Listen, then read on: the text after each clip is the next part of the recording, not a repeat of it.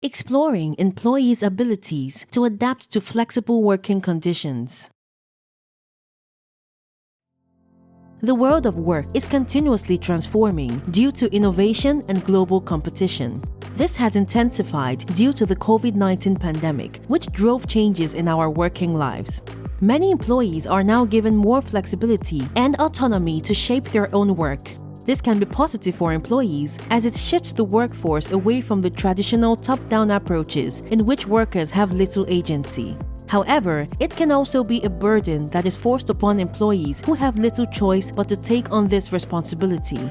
Research associate Fiona Nibois and her colleagues at the Institute of Occupational Medicine at Charité Universitätsmedizin Berlin recently studied the experiences, resources, and health of employees during the COVID-19 pandemic.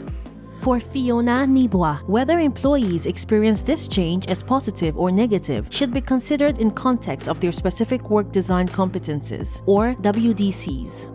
WDCs refer to the skills needed for designing one's working conditions in order to effectively accomplish tasks. It consists of 3 factors: planning competency, self-motivation competency, and stress avoidance competency. This concept was developed by Detmers and Klaus and is a focus of Fiona Nibois and her colleagues' work. It is typically assumed that employees who experience higher WDCs are able to use increased autonomy to their benefit, experiencing less stress and higher motivation. However, there are still limited studies on WDCs and how demographic factors are associated with them. To fill this gap in our knowledge, the team of the Institute of Occupational Medicine at Charité analyzed data sets from German surveys of employees. Using a questionnaire, they assessed WDCs as well as age, workability, and the amount of time spent working from home. Applying the statistical method of cluster analysis, Fiona Nibois and her colleagues identified several repeating patterns. They found that older employees reported higher WDCs on average than younger employees. Older employees have likely acquired the skills to shape their own work from greater experience. Employees with higher WDCs also reported a higher work ability on average, which is one indicator for occupational health. Interestingly, there was no clear pattern between WDCs and the time spent working from home.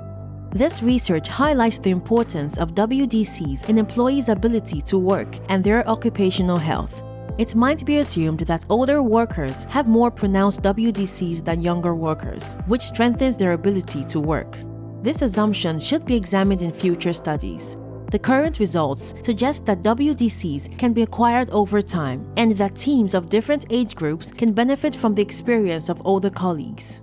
Highlighting these positive components of aging may help to combat ageism in diverse teams. Additionally, interventions to improve WDCs could support employees who find it difficult to shape their own work. Work will continue to adapt to a changing world. Strengthening workers' WDCs should be researched and promoted to ensure that employees can flourish.